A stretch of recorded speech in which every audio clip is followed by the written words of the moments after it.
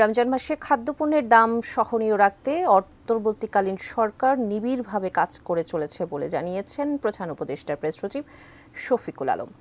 বিকেলে resident forest service একাডেমিতে নিয়মিত ব্রিফিংয়ে সব দলই সরকারের কাছে সমান উল্লেখ করে তিনি আরও বলেন, বর্তমান অন্তর্বর্তী সরকার সুষ্ঠু ও গ্রহণযোগ্য নির্বাচনের জন্য লেভেল প্লেইং ফিল্ড তৈরিতে বদ্ধপরিকর।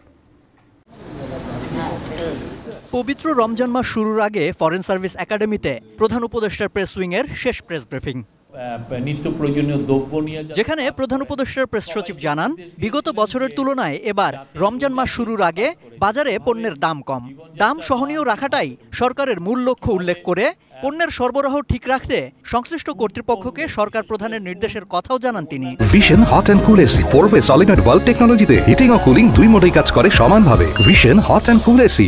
পণ্যের দাম কিভাবে সহনীয় পর্যায়ে আনা যায় সে লক্ষ্যে ইন্টেন্সিভলি কাজ করা হয়েছে। পুরো রোজা জুড়েই ফোকাসটা থাকবে কিভাবে এই দামটাকে আরও সহনীয় পর্যায়ে আনা যায় এবং সে লক্ষ্যে কিছু কিছু পণ্যের আরও যাতে সরবরাহ বাড়ানো যায়। পিরোজপুর থেকে ডিসির ব্যবস্থাপনায় নতুন রাজনৈতিক দলের আত্মপ্রকাশ অনুষ্ঠানে গাড়ি রিকুইজিশনের বিষয়ে সামাজিক যোগাযোগ মাধ্যমে চলা আলোচনার জবাবে প্রেস সচিব দাবি করেন, এ ঘটনায় সরকারের কোনো সংশ্লিষ্টতা নেই।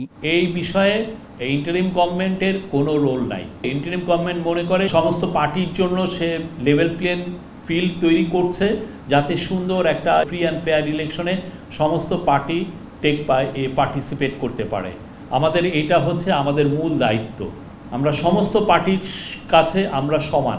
পাবনার সাথিয়ায় যানবাহনে ডাকাতির ঘটনায় গণমাধ্যমের রিপোর্টে অতিরঞ্জন হয়েছে বলে মন্তব্য করেছেন প্রধান উপদেষ্টার ডেপুটি প্রেস সচিব। দেশের আইন শৃঙ্খলা পরিস্থিতির উন্নতিতে সরকারের কাজ অব্যাহত রয়েছে বলেও মন্তব্য করেন তিনি। গাছের গুঁড়ি ফেলে একটা মাইক্রোবাস এবং একটা মোটরসাইকেল এবং একটা সিএনজি অটোরিকশা, এই তিনটা পরিবহনে ডাকাতি হয়েছে এবং সেখানে আরও দুটো খড়ের ট্রাক ছিল। মোট 5টা পরিবহন ছিল। 10 মিনিটের মধ্যেই খবর পেয়ে স্থানীয় পুলিশের টহল দল সেখানে উপস্থিত হয়েছে। এদিকে রোডম্যাপ অনুযায়ী ডিসেম্বরেই নির্বাচনের ব্যাপারে প্রস্তুতি নেওয়ার কথা পুনর্ব্যক্ত করেন প্রেস সচিব। তবে রাজনৈতিক দলগুলো সংস্কার চাইলে সেক্ষেত্রে মাস 3 বাড়তি সময় লাগতে পারে বলে জানান তিনি। তাহলে এটা ডিসেম্বরের মধ্যে ইলেকশন হবে।